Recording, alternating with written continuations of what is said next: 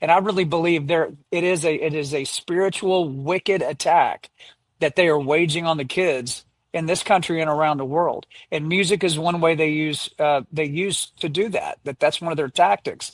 And so as a musician myself, I said, I'm going to at least throw one song out there that pushes back against that to hopefully inspire people to at least throw up defenses around your kids. You're not going to knock all these people out. There's too many of them. 36 million reports in 1 year. That's how many were reported. That's not how many happened. 36 million in a year. I don't know what we're supposed to do with that. We are completely overrun by them.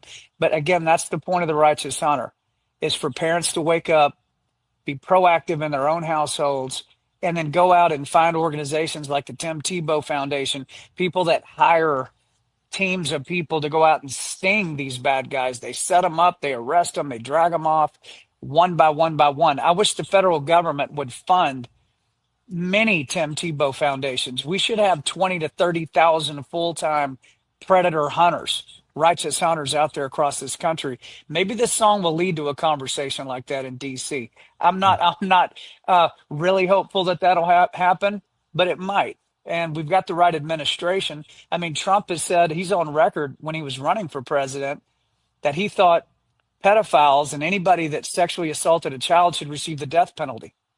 But I haven't seen that come to fruition yet. Have you?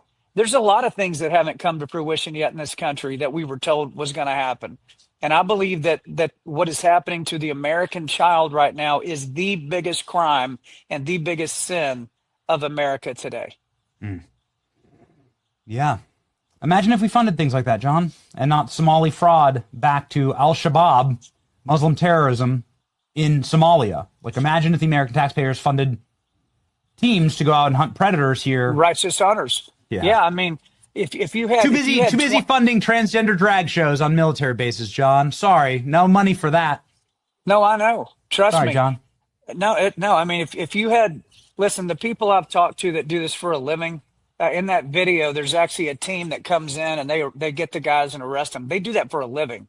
They go all over the U.S. and they work with DHS and others, and they put these sting units together.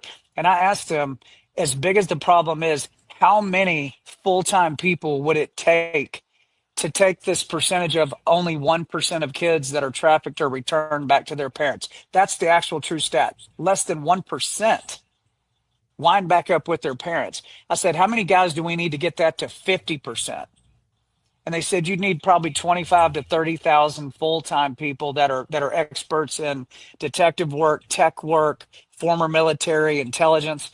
And I said, well, hell, there's millions of those people sitting around retired right now that would love to do that. They said, yeah, we just don't have the money. I said, how much money would it take to hire that many of them? They said $1 to $2 billion a year, and we would have armies of righteous hunters around the United States. That's what I'd like to see.